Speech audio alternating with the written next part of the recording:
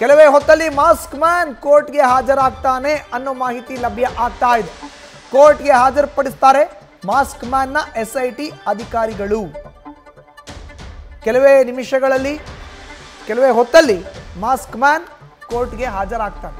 SIT ಅಧಿಕಾರಿಗಳಿಂದ ಬಂಧನಕ್ಕೆ ಒಳಗಾಗಿರೋ ಅಂತ ಮಾಸ್ಕ್ ಮ್ಯಾನ್ ಮೆಡಿಕಲ್ ಮಾಡಿಸಿ ಆತನನ್ನ ನ್ಯಾಯಾಧೀಶರ ಮುಂದೆ ಹಾಜರುಪಡಿಸ್ತಾರೆ. ಸ್ಥಳೀಯ ಪೊಲೀಸರ ಸಹಾಯವನ್ನ ಕೂಡ ಪಡೆದುಕೊಂಡಿದ್ದಾರೆ. ಅರಣ್ಯ ಇಲಾಖೆ ಅಧಿಕಾರಿಗಳು, ಕಂದಾಯ ಇಲಾಖೆ ಅಧಿಕಾರಿಗಳ ಜೊತೆಗೂಡಿ ನೇರವಾಗಿ ಮಾಸ್ಕ್ ಮ್ಯಾನ್ ತೋರಿಸಿದಂಥ ಜಾಗವನ್ನು ಅಗದಿದ್ರು. ಎಸ್ಐಟಿ ತಂಡದ ಅಧಿಕಾರಿಗಳು ಅವರ ನೇತೃತ್ವದಲ್ಲಿ ಎಲ್ಲವನ್ನ ಕೂಡ ಮಾಡಿದ್ರು. 17 ಸ್ಪಾಟ್ಗಳನ್ನು ಆತ ತೋರಿಸಿದ್ದ. ಸ್ಪಾಟ್ ನಂಬರ್ 6ರಲ್ಲಿ ಪುರುಷನದ್ದು ಎನ್ನಲಾದ ಮೂಳೆಗಳು ಸಿಕ್ಕಿದ್ವು. ಅದನ್ನು FSLಗೆ ರವಾನೆ ಮಾಡಿ ಅದರ ವರದಿಯನ್ನು ತೆಗೆದುಕೊಳ್ಳಲಾಗಿದೆ. ಜೊತೆಗೆ ಪ್ರಣವ್ ಮೊಹಂತಿ ಅವರ ನೇತೃತ್ವದಲ್ಲಿ ಮಧ್ಯಂತರ ವರದಿಯನ್ನು ಕೂಡ ರಾಜ್ಯ ಸರ್ಕಾರಕ್ಕೆ ಗೃಹ ಸಚಿವರಿಗೆ ನೀಡಲಾಗಿತ್ತು. ಸದನ ನಡೀತಾ ಇರುವಂಥ ಹಿನ್ನೆಲೆಯಲ್ಲಿ ಖುದ್ದು ಸದನದಲ್ಲಿ ಡಾಕ್ಟರ್ ಜಿ ಪರಮೇಶ್ವರ್ ರಾಜ್ಯದ ಗೃಹ ಸಚಿವರು ಅವರು ಕೂಡ ಮಾಹಿತಿಯನ್ನು ಹಂಚಿಕೊಂಡಿದ್ರು. ಈಗ ಅಗಿಯುವಂಥ ಪ್ರಕ್ರಿಯೆ ಏನಿದೆಯಲ್ಲ ಅದನ್ನು ಕೈಬಿಟ್ಟರು. 17 ಸ್ಥಳಗಳನ್ನು ಅಗೆದರೂ ಕೂಡ ಯಾವುದೇ ಸ್ಪಷ್ಟವಾದಂಥ ಮಾಹಿತಿ ಲಭ್ಯವಾಗದ ಹಿನ್ನೆಲೆಯಲ್ಲಿ ಅದನ್ನೆಲ್ಲ ಕೈಬಿಟ್ಟು ನಿನ್ನೆ ಮಧ್ಯಾಹ್ನದಿಂದ ಮಾಸ್ಕ್ ಮ್ಯಾನ್ ಅನಾಮಿಕ ದೂರುದಾರನನ್ನು ಸುದೀರ್ಘ ವಿಚಾರಣೆಗೆ ಒಳಪಡಿಸಲಾಯಿತು. ಈಗ ಆತನ ಬಂಧನ ಆಗಿದೆ ಎಸ್ಐಟಿ ಅಧಿಕಾರಿಗಳಿಂದ. ಕೆಲವೇ ಹೊತ್ತಿನಲ್ಲಿ ನ್ಯಾಯಾಧೀಶರ ಮುಂದೆ ಹಾಜರುಪಡಿಸ್ತಾರೆ ಅನಾಮಿಕ ದೂರುದಾರ ಮಾಸ್ಕ್ ಮ್ಯಾನ್ನ. ಕೆಲವೇ ಹೊತ್ತಿನಲ್ಲಿ ಕೋರ್ಟ್ಗೆ ಪ್ರೊಡ್ಯೂಸ್ ಮಾಡ್ತಾರೆ. ಆ ನಂತರ ನ್ಯಾಯಾಧೀಶರು ಏನು ಹೇಳ್ತಾರೆ ಅನ್ನೋದು ಸಾಕಷ್ಟು ಕುತೂಹಲ. ಒಂದು ಕಡೆ ವಿಪಕ್ಷಗಳು ರಾಜ್ಯ ಸರ್ಕಾರವನ್ನು ಇದೇ ಪ್ರಕರಣಕ್ಕೆ ಸಂಬಂಧಪಟ್ಟಂತೆ ಇಕ್ಕಟ್ಟಿಗೆ ಸಿಲುಕಿಸೋ ಅಂಥ ಪ್ರಯತ್ನವನ್ನು ಮಾಡಿದ್ವು. ಅದನ್ನು ಕೂಡ ನಾವಿಲ್ಲಿ ಗಮನಿಸಬೇಕಾಗತ್ತೆ. ಕಾರಣ ಏನು ಅಂತ ಹೇಳಿದ್ರೆ, ಧರ್ಮಸ್ಥಳದ ವಿರುದ್ಧ ಅಪಪ್ರಚಾರ ಆಗ್ತಾ ಇದೆ, ಧರ್ಮಸ್ಥಳದಲ್ಲಿ ಈ ರೀತಿ ಯಾವುದೇ ಘಟನಾವಳಿಗಳು ನಡೆದಿಲ್ಲ ಅನ್ನೋದು ವಿಪಕ್ಷಗಳ ವಾದ ಆಗಿತ್ತು. ಈ ನಿಟ್ಟಿನಲ್ಲಿ BJP ಕೂಡ ಒಂದಷ್ಟು ಅಭಿಯಾನವನ್ನು ಈಗ ಆರಂಭ ಮಾಡಿದೆ. ಸರ್ಕಾರದ ಮೇಲೂ ಕೂಡ ಒತ್ತಡ ಇತ್ತು. ಯಾರೋ ಒಬ್ಬ ವ್ಯಕ್ತಿ ಬರ್ತಾನೆ ಏಕಾಏಕಿ ನಾನು 100 ಶವಗಳನ್ನು ಧರ್ಮಸ್ಥಳದಲ್ಲಿ ಹೂತಿಡ್ತಾನೆ ಅಂದರೆ ನಂಬಕ್ಕೆ ಸಾಧ್ಯನಾ ಅನ್ನೋ ಪ್ರಶ್ನೆಯನ್ನು ವಿಪಕ್ಷ ಕೇಳಿದ್ವು. ಅದಕ್ಕೆ ಸದನ ನಡೆಯುವಂಥ ಸಂದರ್ಭದಲ್ಲಿ ಆಡಳಿತ ಪಕ್ಷ ಕಾಂಗ್ರೆಸ್ ಸರ್ಕಾರದ ಕಡೆಯಿಂದ ಉತ್ತರವನ್ನು ಕೂಡ ಒದಗಿಸಿತ್ತು. ಈಗ ಇದೆಲ್ಲ ಆದಮೇಲೆ ಮಾಸ್ಕ್ ಮ್ಯಾನ್ ಬಂಧನ ಆಗಿದೆ. ಮಾಹಿತಿ ನೀಡ್ತಾರೆ ನಮ್ಮ ಪ್ರತಿನಿಧಿ ಕಿರಣ್. ಈಗ ದೂರವಾಣಿ ಸಂಪರ್ಕಕ್ಕೆ ಸಿಕ್ಕಿದ್ದಾರೆ. ಕಿರಣ್, ಕೆಲವೇ ಹೊತ್ತಿನಲ್ಲಿ ಮಾಸ್ಕ್ ಮ್ಯಾನ್ ಅನಾಮಿಕ ದೂರುದಾರ ಕೋರ್ಟ್ ಮುಂದೆ ನಿಂತ್ಕೊಳ್ತಾನೆ, ನ್ಯಾಯಾಧೀಶರ ಮುಂದೆ. ಎಸ್ಐಟಿ ಅಧಿಕಾರಿಗಳ ಸಿದ್ಧತೆ ಹೇಗಿದೆ ಈಗ? ಮಧು, ಈಗಾಗಲೇ ತನಿಖಾಧಿಕಾರಿ ದಯಾಮ ಅವರು, ಜಿತೇಂದ್ರ ಕುಮಾರ್ ದಯಾಮ ಅವರು ಈಗಾಗಲೇ SIT ಕಚೇರಿಗೆ ಬಂದಿದ್ದಾರೆ. ಹಾಗೆ ಮೊಹಂತಿ ಅವರು ಅಂದ್ರೆ ಪ್ರಣವ್ ಮೊಹಂತಿ ಅವರು SIT ಮುಖ್ಯಸ್ಥರು ಇಲ್ಲೇ ಇದ್ದಾರೆ. ಕಳೆದ 2 ದಿನಗಳಿಂದ ಅವರು ಇಲ್ಲೇ ಮುಕ್ಕಾಂ ಹೂಡಿದ್ರು. ತನಿಖೆಯ ಯಾವ ರೀತಿ ನಡಿಬೇಕು ಅದ ನಿರ್ದೇಶನ ನೀಡಿದವರೇ ಪ್ರಣವ್ ಮೊಹಂತಿ ಅವರು. ಈ ಹಿನ್ನೆಲೆಯಲ್ಲಿ ಏನೆಲ್ಲ ಕೇಳ್ಬೇಕು, ಯಾಕಂದ್ರೆ ಒಂದು ಹಂತದಲ್ಲಿ ಈ ಒಂದು ಏನು ಪ್ರಕರಣ ಇದೆ ಇದು ಒಂದು ಷಡ್ಯಂತ್ರವ ಅಥವಾ ಸುಳ್ಳು ಒಂದು ಪ್ಲಾಂಟ್ ಮಾಡಿದಂತಹ ಒಂದು ಸ್ಟೋರಿಯ ಅನ್ನೋದ್ರ ಬಗ್ಗೆ SIT ಅಧಿಕಾರಿಗಳಿಗೆ ಗುಮಾನಿ ಬರಲಿಕ್ಕೆ ಸ್ಟಾರ್ಟ್ ಆಗಿತ್ತು, ಶಂಕೆ ಬರಲಿಕ್ಕೆ ಸ್ಟಾರ್ಟ್ ಆಗಿತ್ತು. ಯಾಕಂದ್ರೆ ಏನೆಲ್ಲ ಎಲ್ಲೆಲ್ಲಿ ಆತ ಜಾಗ ತೋರಿಸಿದ ಅಲ್ಲಿ ಏನೂ ಸಿಕ್ಕಿರ್ಲಿಲ್ಲ. ಕೇವಲ ಒಂದು 6ನೇ ಸ್ಪಾಟ್ ಅಲ್ಲಿ ಕೆಲವು ಮೂಳಿಗಳು ಬಿಟ್ರೆ ಬೇರೆ ಎಲ್ಲೂ ಏನೂ ಸಿಕ್ಕಿರ್ಲಿಲ್ಲ.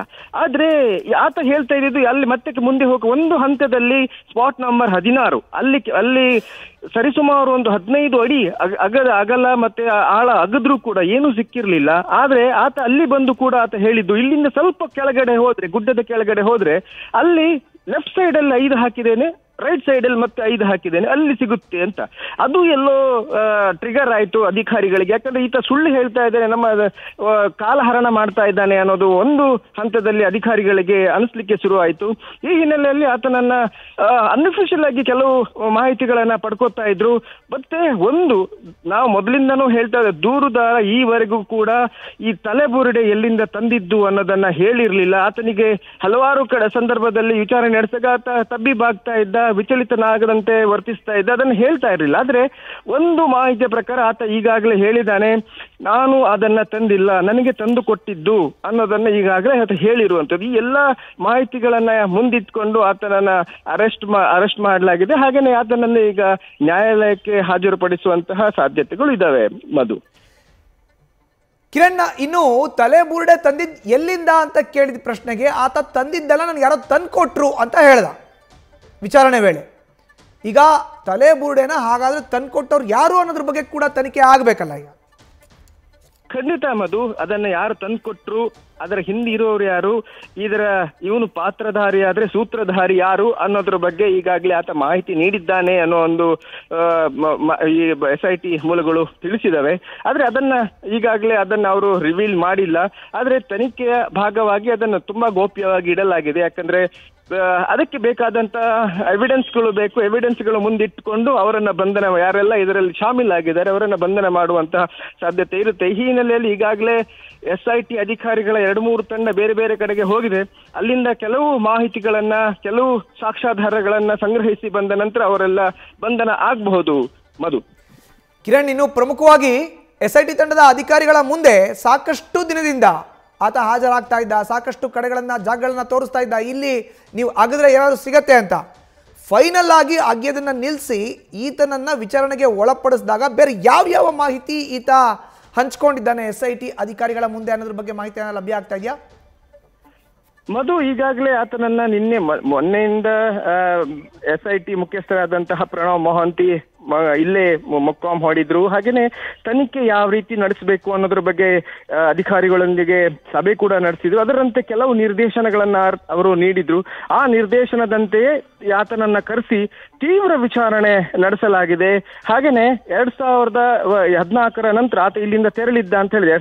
1995ರಿಂದ 2014ರವರೆಗೆ ಆತ ಇಲ್ಲಿ ಕೆಲಸದಲ್ಲಿದ್ದ ಸಫಾಯಿ ಕರ್ಮಚಾರಿಯಾಗಿ. ಆ ಸಂದರ್ಭದಲ್ಲಿ 106 ಶವಗಳನ್ನ ಹೂತಿದ್ದೇನೆ ಅಂತ ಆತ ಹೇಳಿದ್ದ, ದೂರಿದ್ದ. ಹಾಗೇನೆ ಅದರ ಬಗ್ಗೆ ಮಾಹಿತಿಗಳನ್ನ ಕೊಟ್ಟು ಈ ಎಲ್ಲ ಒಂದು ಏನು ಪ್ರಕರಣ ಇದೆ ಅದಕ್ಕೆ SIT ರಚನೆ ಕೂಡ ಆಗಿತ್ತು.